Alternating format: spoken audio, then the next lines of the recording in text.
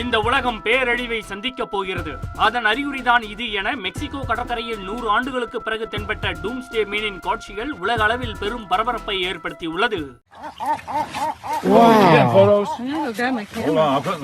Heather, this is amazing. Yeah, that is amazing. It's the smallest one I've ever seen. Why does he want to die? Got hurt or something. He may not want to die. Give him a chance to see. Maybe he smelled the fish blood.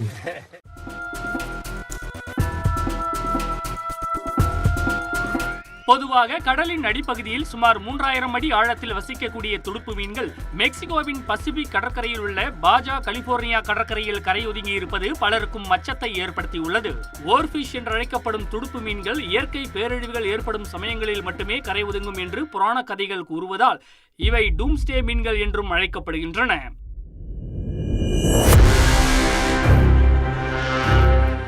வழக்கமான மீன்களைப் போல் அல்லாமல் ribbon போன்ற நீளமான உடல்வாகுடன் orange நிறத்தில் ஒளிரும் தன்மை கொண்டிருப்பது பார்ப்பதற்கே திகைப்பை ஏற்படுத்துவதாக உள்ளது.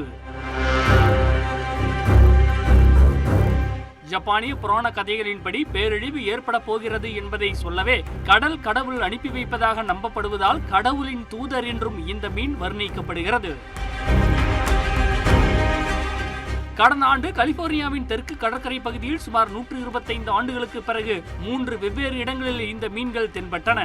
ஆனால் அவை 3ம் இறந்த நிலையிலேயே கண்டறியப்பட்டன. முதல் முறையாக தற்போது உயிருடன் கரை ஒதுங்கியது அபசகுணமாக பார்க்கப்படுகிறது.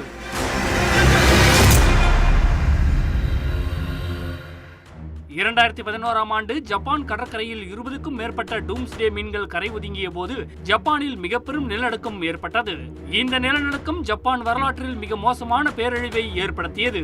எனவே தற்போது இந்த மீன்கள் கரை ஒதுங்கி இருப்பது பேரழிவுக்கான அறிகுறி என்று சமூக வலைதளங்களில் ஏராளமானோர் திகிலுடன் பதிவிட்டு வருகின்றனர். இருப்பினும் பருவநிலை மாற்றம் காரணமாக கடல் நீரில் ஏற்படும் வெப்பநிலையின் தாக்கம், காயம் அல்லது நோய்வாய்ப்படுதல் உள்ளிட்ட காரணங்களால் இந்த மீன் கரைக்கு வந்திருக்கலாம் என்று கடல்சார் ஆராய்ச்சியாளர்கள் விளக்கம் அளித்துள்ளனர்.